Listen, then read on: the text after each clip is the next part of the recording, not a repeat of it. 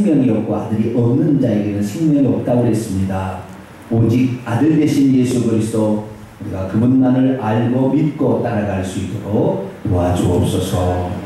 이 시간도 기록된 말씀을 통하여 우리에게 들려주신 말씀을 잘 듣게 하여 주옵소서. 우리 주 예수 그리스도의 이름으로 기도하옵나이다. 아멘. 오늘 시간에는 요한복음 강의의 34번째 시간으로서 다 이루신 예수님과 그분의 장사되신 이란 제목으로 함께 말씀을 살펴보고자 합니다. 예수 그리스도께서 이 땅에 오신 목적이 무엇일까요? 그리고 예수님이 죽으셨는데 예수님은 왜 십자가의 힘틀에 못 박혀서 죽으셨을까요? 제가 어렸을 때 교회를 갔더니 크리스마스 날이었어요. 크리스마스 이브 날에 24일이었어요. 그날 무슨 영화를 보여주고 그 다음에 화살을 준다 그래가지고 제가 유혹을 받아가지고 따라갔다는 거 아니에요. 24일 날. 근데 그때 당시에는 영화를 보여줄 수 있는 시대가 아니었고 슬라이드라 해가지고 사진 한 장을 가끔 크게 나오는 게 있어요. 딱 어디면 딱 나오고 이렇게 슬라이드로 이렇게 어떤 장면을 보여준 장면이 있었는데 제가 아마 교회를 내 발로 2번인가 갔던 것 같아요. 근데 그 중에 한 날이 기억이 나는 거죠. 근데 그때 그 크리스마스 이브날 예수님이 이제 이 땅에 오셨다는 얘기를 이렇게 얘기를 하면서 그때 예수님이 사람의 죄를 위해서 십자가에 죽으셨다고 그 십자가에 예수님이 죽으신 어떤 고난받으신 그 장면을 이렇게 슬라이드로 보여주는 거예요. 그게 인상이 아주 제가 많이 남았어요. 아, 예수님은 십자가에 못 박혀 죽었구나. 응? 그럼 여기 예수님은 왜 십자가에 못 박혀 죽었을까? 다르게도 죽을 수 있었는데 사람을 죽이는 방법이 있잖아요. 사람을 죽이는 보편적인 방법은 못 매달아 죽이죠. 그렇죠? 사형수로 집행할 때 보면 이렇게 못 매달아 죽이는 거예요. 또 어떻게 해요? 칼로 일본 사람은 칼로 목을 내서 죽이더라고요. 한국 사람들을. 네. 아니면 죽창으로 심장을 찔러 죽이는 뭐 이런 방법도 있잖아요. 그리고 우리나라 같은 경우는 사약을 먹이잖아요. 그죠? 네? 그러니까 사약을 안 먹으니까 입을 해가지고 막 장희빈인가요? 사극 보면 안 먹는다고 하는 여기다가 뭐 젓가락 같은 걸 끼워가지고 입을 볼래게 해가지고 자기가 사약을 먹여서 죽이잖아요. 자기가 사람을 죽이는 방법이 다양하다 이 말이에요. 근데 왜 예수님은 왜 그 십자가에 높이 달려서 죽었나? 이게 궁금하더라고요. 성경에 그래서 제가 성경을 찾아봤어요. 이스라엘 사람들인데 예수님은 이스라엘 사람 유대인인데 유대인들은 어떻게 사람을 죽이나 죄를 지으면 유대인들은 어떻게 죄를 죽이나 봤더니 유대인들은 목을 쳐서 죽이는 것도 아니었고 목을 매달아 죽인 것도 아니었고 뭘 칼로 잘라서 죽인 것도 아니었어요. 뭐 죽창으로 찔러 죽인 것도 아니고 사약을 먹인 것도 아니었어요. 유대인들은 어떻게 죽이냐면 돌로 쳐서 죽여요. 어떻게 해요? 돌로 쳐서 머리가 깨져가지고 돌무더기가 돼서 죽는 거예요. 근데 왜 그러면 돌로 쳐서 추천하겠느냐? 율법에 이렇게 기록되어 있어요. 사람이 죄를 죽이면 예를 들어서 부모를 말이죠. 부모를 공양하지 아니하고 부모에게 아주 그냥 저주의 말을 퍼붓는다. 그러면 율법에 뭐냐면 그런 자식을 죽이라고 그랬어요. 그런데 누가 죽이라고 했냐면 그 죄를 지은 것을 본 증인이 먼저 돌로 치라고 그랬어요. 근데 차마 자식을 죽이겠어요? 그래서 자식을 죽인 일이 성경에 안 나와요. 왜? 부모에게 아무리 자식이 못하게도 부모가 자식을 죽인 일이 없어요. 근데 가늠하다가 현장에서 붙잡혔다? 그러면 돌로 쳐 죽이는 거예요. 그럼 누가 돌로 먼저 쳐야 되느냐? 그 죄를 발견하는 사람, 증인이 먼저 돌로 쳐야 돼요. 돌로 치면 거기에 주변에 사람들이 다 돌을 가지고 던져서 돌로 쳐서 죽는 거예요. 그럼 예수님은 돌아가실 때 물론 죄가 없으신 분이잖아요. 그런데 모함을 받아서 예수님이 죽으셨어요.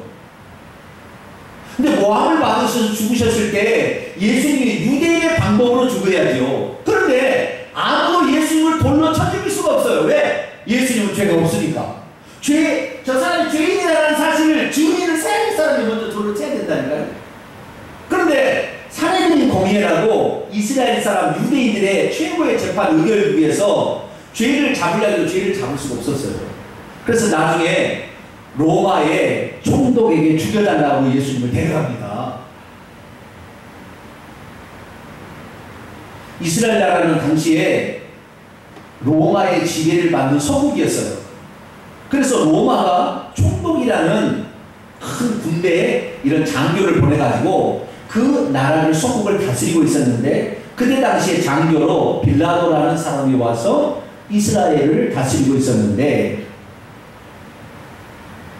예수님을 죽이려고 시작하는 때가 마침 이스라엘의 절기하고 절기를 하루 앞둔 그날 시점에 일어나요. 그러니까 예수님께서 이스라엘의 3대 절기, 6월절이라는 절기가 있는데, 평소 때는 예루살렘에 한 12만 명 정도가 살고 있었어요. 그런데 절기가 되면 그 예루살렘에 무려 150만 가까이 사람들이 와서 6월절을 지켜요. 절기를 지키는 거죠. 이게 우리나라로 말하자면 추석이나 설날이 되면 2천만 명이 막 이동하잖아요. 이러듯이 그 절기가 되면 그 절기를 지키려고 전 사람들이 자기 고향으로 가는 것이 아니라 예루살렘 가서 절기를 지키려고 와 있는 상태였어요. 그러니까 이 빌라도 총독은 그때 혹시 밀란이 일어날까봐, 무슨 소요 사태가 일어나면 뭐가 이제 당장 떨어져 나가니까 총리의 관심사로 이렇게 관심을 갖고 있었죠. 그런데 이 유대인들이 예수님을 죽이려고 여러 가지 죄목을 찾았지만 아무도 증거를 대지 못했어요. 그래서 결국에 예수님을 죽이는데 예수님은 행함으로 죽인 죄가 없어요. 그런데 예수님을 죽이려고 하니까 안 되니까 빌라도 총독이 죽이라고 했어요. 맨 처음에는 자기가 하나님의 아들이라고 그랬다고 죽이라고 했어요. 왜? 하나님이 어떻게 사람을 아들로 취하느냐. 그래서 죽이라고 했어요. 근데 나중에 어떻게 했냐면은 그것을 바꿔요. 그렇게 갖고는 안 되니까 이 사람은 왕이라고 했다. 그 유대 나라는 왕이 없고, 이 유대 나라는 저 로마에게 지배하기 때문에 로마 나라의 황제 가이사가 왕일 뿐이지 우리에게는 왕이 없는데 저 사람이 왕이라고 했으니까 반영한 거다.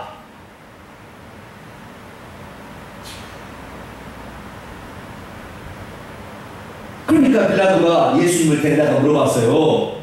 네가 유대인의 왕이냐? 사람들이 너를 유대인의 왕이라고 그런다. 그래서 예수님께서 뭐라고 얘기했느냐? 이렇게 얘기했어요. 자, 지난주에 봤던 말씀 잠깐 봅니다. 18장 36절.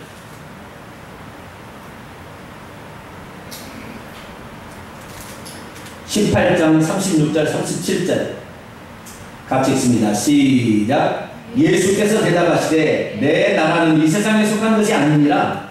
만일 내 나라가 이 세상에 속한 것이었더라면 내 종들이 싸워 나로 유대인들에게 넘겨지지 않게 하였으리라. 이제 내 나라는 여기 속한 것이 아니니라. 빌라도가 이르되 그러면 내가 왕이 아니냐? 예수께서 대답하시되 내 말과 같이 내가 왕이니라. 내가 이를 위하여 태어났으며 이를 위하여 세상에 왔나니 곧 진리에 대하여 증언하는 함이로라. 무릇 진리에 속한 자는 내 음성을 듣느니라 하신대. 아멘. 예수님은 왕은 왕이신데 이 세상의 왕이 아니라, 이 세상의 왕은 로마의 황제겠죠. 그죠? 나는 이 세상의 왕으로 온 것이 아니라 나는 하늘의 왕이다. 나는 어디 왕이에요? 하늘의 왕이다. 나는 우주 만물을 지은 너희들의 창조주다. 그래서 나는 이 땅에다가 내 나라를 왕국을 세우기 위해서 내가 온 것이 아니라 이 땅에서 내 백성을 찾아서 천국에 데려가기 위해서 왔다 이거예요. 그러니까 이 땅에 사는 모든 사람들은 다 이 땅에서 탈출해야 인생의 성공이에요. 따라서 합시다. 이 땅에서 탈출해서 인생에 성공하자. 예수 그리스도를 붙잡지 않으면 이 세상을 탈출할 수 없어요. 근데 이 세상은 나중에 지옥이 됩니다.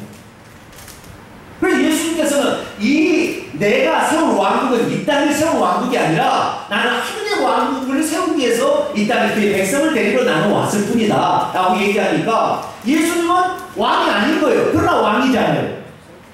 그러니까 빌라도 왕을 생각해도 이 사람은 밀란을 일으킬 것 같은 사람도 아니고 이 사람은 악한 사람도 아니고 무슨 데모를 할 사람도 아니고 그래서 놓아주려고 했지만 유대인들이 뭐라고 얘기하냐면은 당신이 만약에 유대인의 왕을 내어준다고 한다면 당신은 가이사에게 왕을 두 사람을 인정하는 거니까 가이사에게 반역한 겁니다. 로마 황제에 반역한 겁니다. 당신 그 반역의 죄를 당신이 쓰랍니까? 그러니까 빌라도가 겁이 났어요. 그래가지고 그래 알았다 내려버렸어요. 그래서 결국에 예수님을 십자가에 못 박아 죽게 하는. 그러니까 예수님은 죄가 없음에도 불구하고 십자가에 죽게 되는데 왜 십자가에 죽게 되느냐? 사람을 죽이는 방법이 목을 잘라서 참수하는 거 있잖아요. 네? 목을 잘라서 죽이는 방법도 있고 여러 가지 방법이 있는데 왜 십자가 못 박게 죽였느냐? 당시에 로마 나라는 당신의 나라가 들어가서 지배하는 나라에 들어가서 로마의 법을 따르게 되면 모든 것을 자유롭게 해줬어요. 그런데 만약에 로마의 법을 따르지 아니하고 반역한 사람들은 잔인하게 죽였습니다. 왜? 군대탄을 일으키지 말라고. 그래서 로마 나라에 반역하는 사람들을 잔인하게 죽였는데 가장 잔인하게 죽이는 방법이 십자가에 못 박아 죽이는 거예요.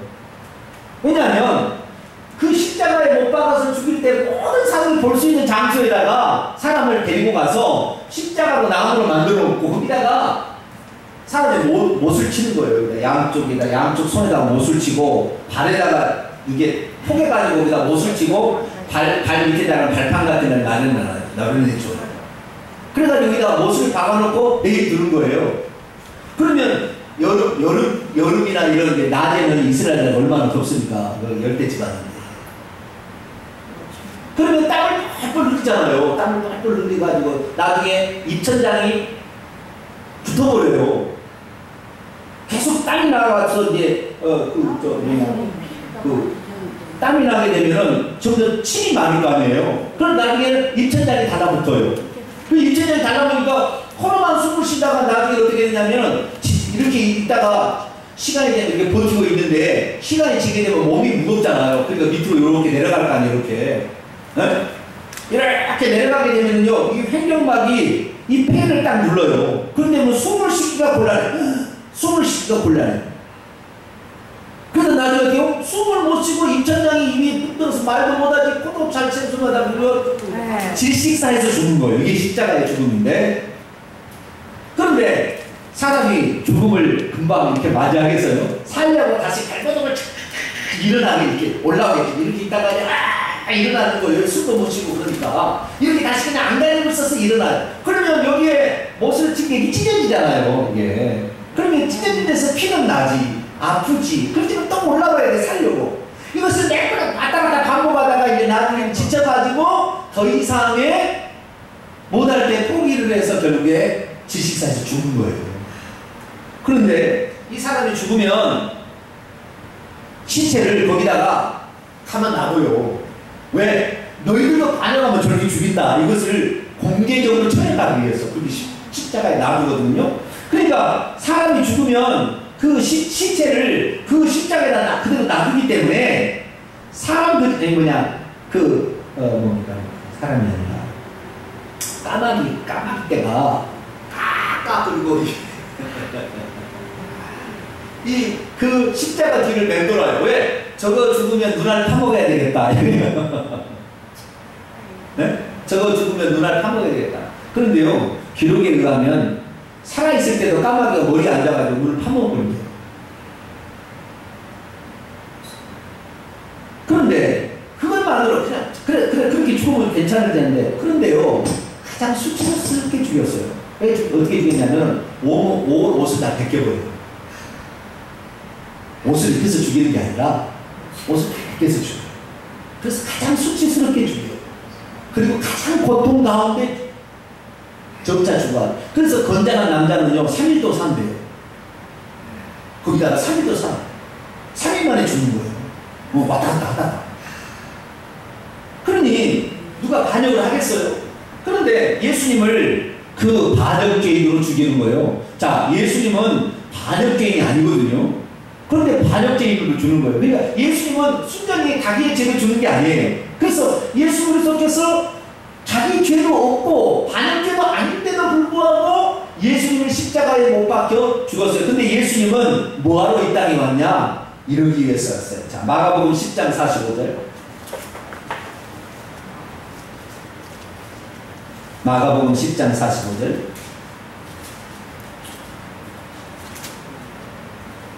마가복음 10장 45절 읽습니다. 시작. 인자가 온 것은 섬김을 받으려 한 게 아니라 도리어 섬기려고 자기 목숨을 많은 사람의 대속물로 주려 합니다.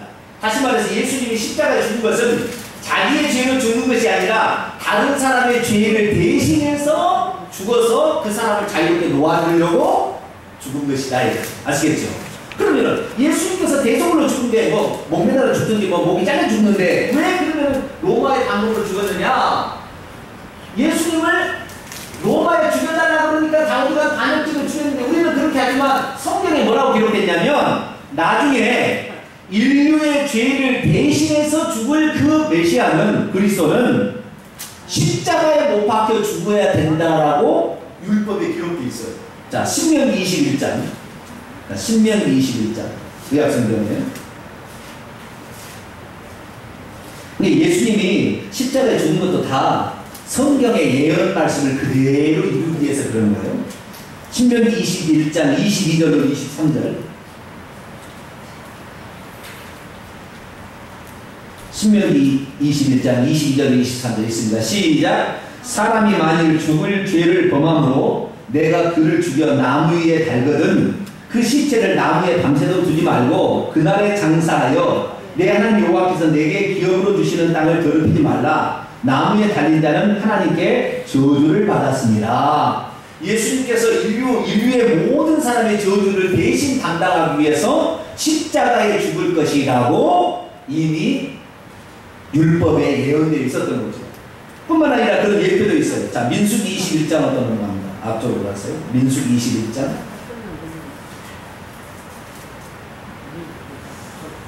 민수기 21장 8절로 9절. 민수기 21장 8절로 9절.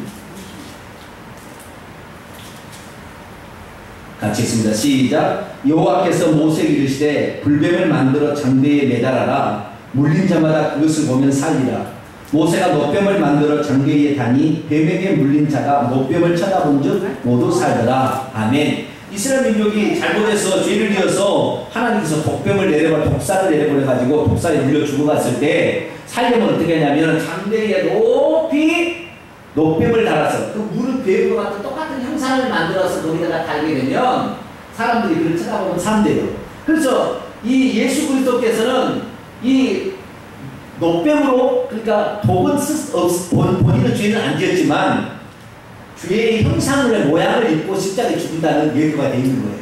그래서 다윗은 이 예수 그리스도께서 십자가에 못 박혀 죽는 것도 예수님이 나는 십자가 형벌을 받고 싶어요. 나는 십자가에서 죽여주세요. 그래서 죽인 게 아니에요. 다 어떻게 해요? 성경의 예언을 따라 그렇게 예수님이 가셨던 거죠. 그래서요, 예수님의 삶을 보게 되면 예수님의 삶을 보게 되면 수백 가지의 예언들이 예수님이 장차 오게 되면 인류를 구원해서 대신 죽을 메시아는 이런 삶을 살 것이다 라고 예언이 되어 있었던 거예요. 그 중에서 십자가상에서 고난을 받고 그 다음에 죽임을 당하시고 부활하실 것이라는 것은 무려 38가지의 예언이 동시에 이루어져요. 예를 들어보면 이런 거예요. 예수님께서 순환받으실 거라는 예언은 이사야 53장과 시편 22편이나 이런데 스가랴 11장에 나와 있는데 예수님은 고난받는 종으로 죽고 채찍에 맞을 것이며 손과 발에 못이 박힐 것이다까지 다 예언되어 있어요. 그리고 나중에 예수님이 은 30에 팔려서 죽되 그 팔린 값은 나중에 통장에 바치 될 것이라는 예언이 다 되어 있다. 뿐만 아니라 예수님의 죽음에 관한 예언을 보게 되면 예수님은 십자가에 흉틀에서 노뱀처럼 달려서 죽을 것이고 손과 발이 못에 찔릴 것이며 강도가 양쪽에 강도가 함께 죽임을 당할 것이고 예수님의 옷은 취해져서 겉옷은 찢어져서 네 사람이 가져가고 속옷은 통째로 제비 뽑아서 가져갈 것이며 그때 모든 사람들로부터 버림을 당하게 될 것이고 심지어 하나님으로부터 버림을 당할 것이다. 그래서 예수 그리스도께서는 오전 9시에 십자가에 매달렸다가 12시가 될 때 엘리 엘리 라마 사박단이 절규를 하셨는데 나의 하나님 나의 하나님 어찌하여 나를 버리셨습니까? 하나님부터 버림을 당해요. 오후 3시까지. 그래서 하나님부터 버림을 당할 것. 그 다음에 혀가 입천장에 붙어서 목마르다고 할 것. 쓸개탄 포도주를 마시게 될 것. 사람들이 머리를 흔들며 예수님을 모욕할 것. 그 다음에 죽고 나서도 예수님의 뼈가 하나도 꺾이지 않을 것. 로마 군병들이 그를 찌를 것. 그리고 예수님께서 이제 옆구리를 찔려서 피와 물이 나오잖아요. 찔릴 것. 그 다음에 죽은 다음에 나중에 장사가 될 때는 부자의 묘실에 장사가 될 것. 돌 무덤의 장사가 될 것까지 다 이렇게 예언되어 있었던 거예요. 그래서 예수 그리스도의 삶은 내가 살고 싶어 산 것이 아니라 인류의 죄를 대속하기 위한 메시아에 대한 예언들을 다 이루기 위해서 그렇게 사셨다. 그렇게 보시면 됩니다. 그런데 오늘날에 이 이단의 뭔가요? 내가 예수다 그래요. 내가 예수다. 한국 사람이 예수님 되겠습니까? 그들에 대한 예언의 말씀이 몇 가지가 있는데요. 말도 안 되는 것을 믿는 거예요. 이 성경은 예수님께서 오시기 700년 전에 예수님이 십자가에 못 박혀 죽을 것이라고 이사야 선지자 53장에 예언되어 있었고 BC 1500년 전에 예수님이 롯뱀처럼 장대에 달려 죽을 거라고 예언되어 있었고 더 나아가서 BC 4000년경에 여자의 후손으로 와서 처녀의 아들로 태어나서 죽을 거라고 예언되어 있어요. 그러니까 이 수백 가지의 예수님에 관한 모든 예언들 중에서 38가지가 십자가에 죽는 그 순간에 다 성취가 되어서 죽는 거예요. 그래서 우리는 예수님을 우리 죄를 대속해서 죽으신 하나님의 어린 양이라 그렇게 믿는 겁니다. 할렐루야. 그래서 예수 그리스도께서는 십자가에 죽으시는데 십자가에 죽을 때 죄패를 빌라도가 써서 붙여줬어요. 그 죄패를 십자가에 붙여줬는데 뭐라고 죄패를 썼냐면 따라서 해봅시다. 유대인의 나사렛 예수. 따라서 해봅시다. 나사렛 예수. 유대인의 왕. 네. 나사렛 예수 유대인의 왕. 나사렛 출신의 그 예수가 유대인의 왕이다 라고 편말을 썼어요. 근데 그 편말을 이스라엘 언어인 히브리어만 쓴 게 아니라 당시에 세계적인 언어인 헬라어도 썼고 그 다음에 전 세계적으로 퍼져나가고 있는 라틴어, 로마어로도 기록이 되어 있어요. 다시 말해서 예수 그리스도께서 인류를 위해서 유대인으로 오셔서 죽었지만 모든 사람들이 이 편말을 통하여서 저 헬라의 전세계 그 다음에 로마의 전세계를 지배했던 이 나라 사람들이 예수 그리스도를 믿어서 구원을 받을 수 있도록 인류의 왕이신 것을 그렇게 얘기를 하셨어요. 결국 예수님은 오전 9시에 십자가에 못이 박힙니다. 그리고 12시까지 사람들로부터 조롱과 멸시를 당하다가 12시부터는 하나님으로부터 버림을 당해요. 그리고 오후 3시가 된 무렵에 목마르다 하시고 그 다음에 다 이루었다 하시고 돌아가세요. 다 이루었다라는 말은 메시아에 대한 구약의 예언, 내가 이렇게 인류의 대속제물로 죽을 메시아에 대한 구약의 예언을 다 내가 성취하고 죽는다는 거예요. 그래서 예수님은 다 이루었다 하시고 십자가에 죽으십니다. 그런데 로마의 이 군병들이 죽일 때 그 장면을 다 보고 있었잖아요. 그런데 그 옆에 누가 있었냐면 대지장도 있었어요. 그래서 대지장이 뭐라 그랬냐, 죽는 시간이 오후 3시인데요 6시가 되면 안식이 시작이 돼요. 6시가 되면 3시간 뒤에는 안식이 시작이 되는 거예요. 그런데 이 안식일은 큰 안식이래요. 왜 큰 안식이라면 6월절의 첫날이면서 안식일날이었어요. 그러니까 예수님이 우리나라 표현하자면 13일 금요일 오후 3시에 돌아가시고 14일 6월절이 시작되기 3시간 전에 돌아가신 거예요. 그런데 6월절 날에 안식일인데 안식일에 만약에 시체를 십자가에 두게 되면 부정하다 싶어서 빨리 시체를 치우라고 그러는 거예요. 그래서 오후 3시에 돌아가셨는데 십자가에서 치우라고 그러는데 아직 양쪽에 있는 2명이 같이 끌려간 그 죄수들은 안 죽은 거예요. 그러니까 그때 당시 사람이 안 죽으면 빨리 죽게 하기 위해서 어떻게 했냐면 나무망치 있죠. 나무망치를 가지고 여기 다리 있죠. 다리 여기를 옆으로 차버려요. 그러면 부러져 버립니다. 그러면 예전에는 다리에 힘을 있어서 이렇게 올라왔는데 다리가 부러져 버리니까 못 올라오고요. 그러니까 그냥 뭐 몇 분 안에 죽는 거예요. 이렇게. 그럼 두 사람을요 망치로 쳐가지고요 다리를 부서뜨리니까 양쪽에 있는 두 사람이 이제 죽었어요. 근데 예수님을 이제 죽이려고 망치로 쳐려고 하니까 예수님은 이미 돌아가셔버렸네. 죽어버렸어요. 예수님은. 그냥 예수님을 망치로 치려다가 안 쳤어요. 그러니까 백부장이 뭐라고 하냐면 그때 로마의 장교가 뭐냐면 확인사살을 해라. 뭘 해라? 확인사살을 해라. 그래서 옆구리를 창으로 찔러라. 그러면 사람이 죽었는지 아니었는지 확인이 됩니다. 사람이 죽으면은요 물과 피가 나눠져요. 사람이 죽지 않으면은 물은 없어요. 그러나 사람이 죽으면 물과 피로 나눠집니다. 왜? 피가 순환이 안 하니까. 찔러보니까 물과 피가 다 쏟아지는 거예요. 아 죽었구나 확인을 했어요. 그래서 그때는 내버렸어요. 만약에 예수님을 그때 로마 군병이 다리를 부러뜨렸다면 어떤 일이 생길까요? 네? 큰일 나는 거죠. 큰일 나는 거예요. 왜? 예언을 못 이루니까. 자, 우리 출애굽기 12장을 볼까요?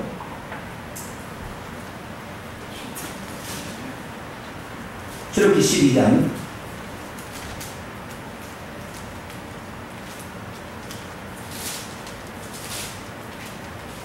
네. 46절.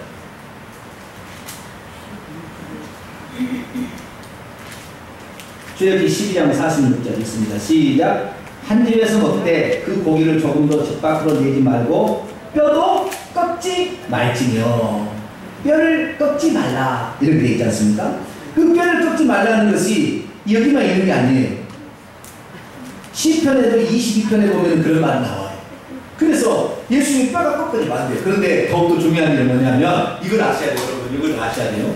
자, 우리는 흙이 육신이 되었잖아요. 그죠? 그러니까 사람이 죽으면 다시 흙으로 돌아가는 거예요. 아시겠어요? 흙이 되는 거라. 물 빠지면 흙이 되는 거야 다시. 그래서 사람은 흙에서 지음을 받았기 때문에 육신은 흙으로 돌아가요. 그런데 예수의 육신은 흙에서 육신이 된 게 아니라 말씀이 이런 육신을 입고서 사람이 된 거예요. 그러니까 예수님은 똑같은 육신은 육신이지만 재료가 우리는 흙이 육신이 됐기 때문에 흙으로 돌아가지만 예수님은 말씀은 영으로하고 이 말씀은 영이고 이 영이 말씀은 영으로 하는 거예요. 그러니까 예수님이 말씀이 육신이 되어서 육신이 되었기 때문에 예수님의 육신은 영원토록 달라진다 안 달라진다? 그대로 있어야 되는 거예요. 만약에 예수님을 그 로마 군병에 다리 꺾었다고 하면 지금 예수님 만나면 다리를 예수님이 쩔쩔하고 나타나야 돼요. 왜?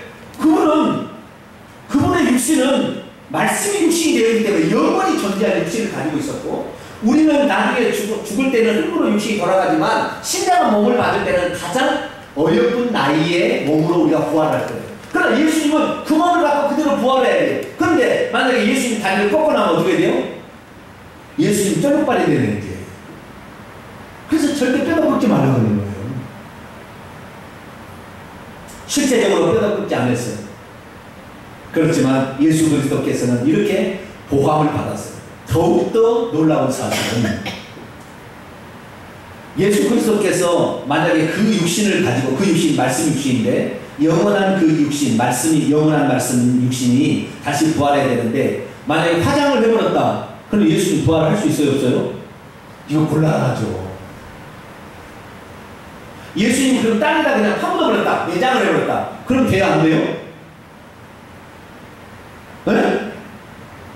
물론 예수님께서 지진을 일으켜가지고 무덤을 열고 이렇게 나와도 되겠지만 땅에다 내장했으면 나오기가 곤란해요. 그 몸을 가지고.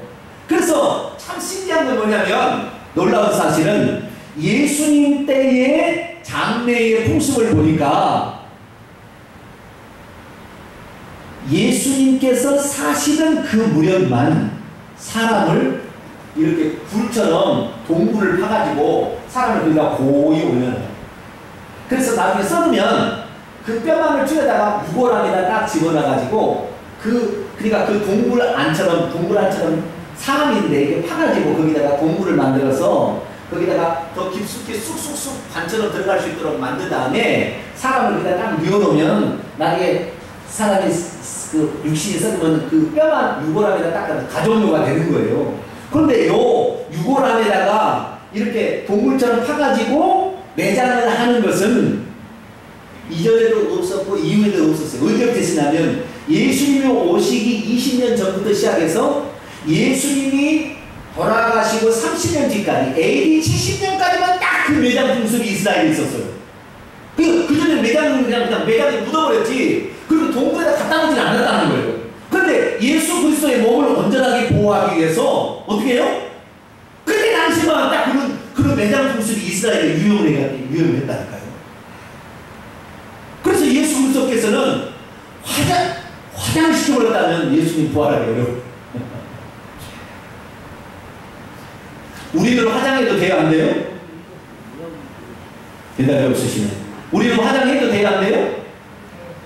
우리는 화장을 안 하면 아무 상관없습니다. 어떤 사람은 그래요. 어떻게 이 육신을 화장을 하나 두 번 죽이는 것이다. 그런데 우리는 화장을 하나 아무 상관없습니다. 매장은 좋겠죠. 매장이 좋겠지만 그러나 산이 이렇게 부족한데 어떻게 매장을 가겠어요? 화장해서 그냥 이렇게 함에다가 이렇게 넣어놔야지. 그래서 우리는 흙이 육신으로 왔기 때문에 흙으로 갈 거니까 그리고 새 몸을 하나님이 주시니까 전혀 상관이 없는데 예수님은 그 몸을 가지고 그대로 부활하셔야 된다니까요. 그러니까 그 몸을 보존하기 위해서 뼈도 꺾지 말도록 예언되어 있었고 뿐만 아니라 이 예수님이 부자의 묘실에 이렇게 이 유골함처럼 된 굴 속에다가 이렇게 매장될 것이라고 이사야 53년에 예언이 있어요. 놀라운 사실은. 그래서 그 일을 위해서 세상의 모든 문화도 예수님 때만 그렇게 매장하도록 딱 그렇게 그 시기만 딱 그렇게 매장 문화가 있었던 거예요. 그래서 예수님은 3일 동안 그 무덤 속에 있다가 3일 후에 나중에 부활하십니다. 할렐루야. 그 몸을 그대로 부활하시. 그래서 예수님을 지금 만나면 손에 보면은 구멍이 뻥 뚫렸어요. 양쪽에. 다리에 여기도 구멍이 뻥 뚫렸어요. 왜? 그때 못을 쳤기 때문에.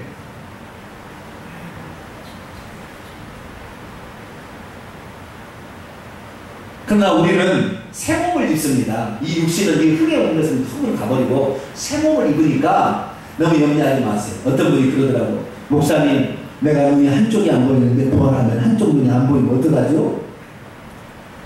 그럼 지 몸을 다시 입으려고 생각하는데 그게 아니라니까요. 그 흙으로 돌아가버리고 새 몸을 주신데 새 몸에는 눈이 온전합니다. 할렐루야. 교통사고로 다리 하나를 잘랐어도 부활하면 온전한 몸으로 우리는 부활하는 거예요. 할렐루야. 우리는 그러니까 걱정할 필요 없어요. 나는 화장해도 상관없습니다. 아시겠죠? 매장하면 좋겠지만 그러나 화장에 아무 상관없습니다.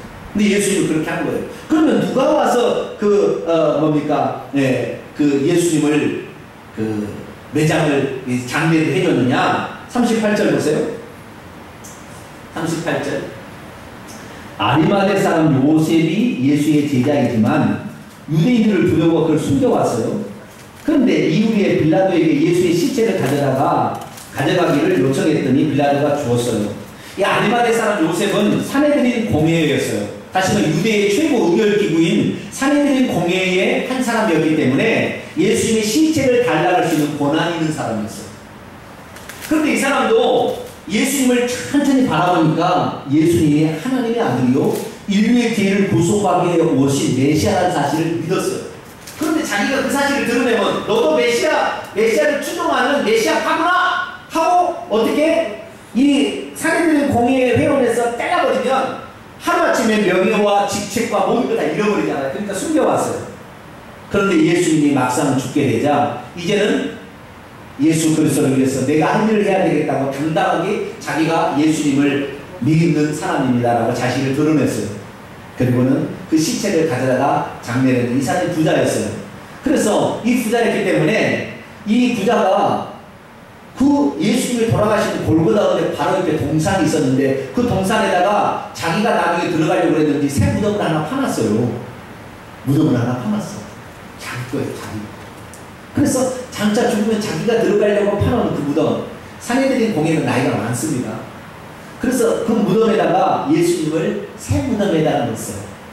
그래서 그 무덤에 장사하는데, 자, 우리가 이 사람이 탈락해서 예수님의 시체를 언제부터 언제까지 장사를 끝내야 된다고요? 오후 3시에서 6시 4시에 끝내야 돼요. 그래서 빨리빨리 해야 돼요. 그런데 그때 당시에 또 사내들인 공회가 72명으로 구성되어 있었는데, 그 사내들인 공회 재판과 우리나라 말하면 대법관 같은 사람들이에요. 그 사람 중에 하나 니고데모라는 사람도 있었어요. 그 사람도 예수님을 속으로 메시아를 믿고 있는 사람이었어요.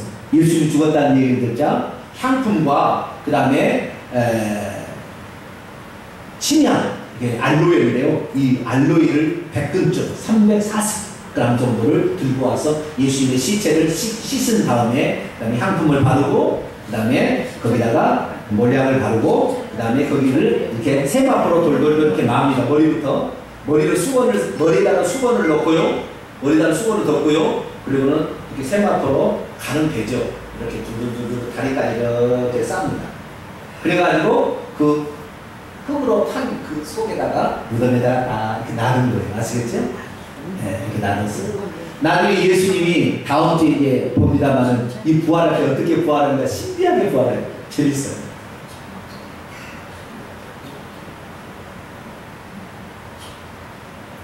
한 가지만 더 하고 마치겠습니다. 예수님께서 십자가에 죽으실 때 다 이뤘다고 그랬죠? 인류의 죄를 구속하기 위한 모든 사역을 다 이루었어요. 근데 하나 마음에 걸리는 게 있었어요. 그게 뭐였을까요?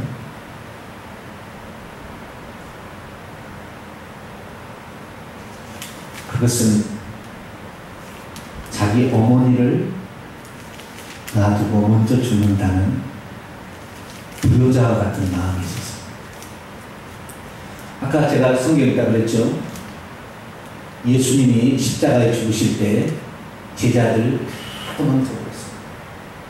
여자들만 거기에 남아있으니 예수님의 어머니 마리아와 그 다음에 예수님의 이모였던 야고보와 요한의 어머니 살로메, 글로바의 아내 막달라 마리아, 이 4명의 여인이 그 자리에 있었고, 제자들이 다 도망치고 오직 베드로도 도망치고 오직 사도 요한만 거기 있어요. 그러니까 요한과 요한의 어머니 살로메, 예수의 어머니 마리아, 글로바의 아내 막달라 마리아, 이렇게 총 5사람이 거기 있었어요. 다 도망치고 없어요. 예수님의 마음은 인류의 죄를 계속해서 죽는 사역을 이제 완성을 했으나 마음에 걸리긴 한 가지가 있어요. 왜? 저 어머니를 어떻게 하나?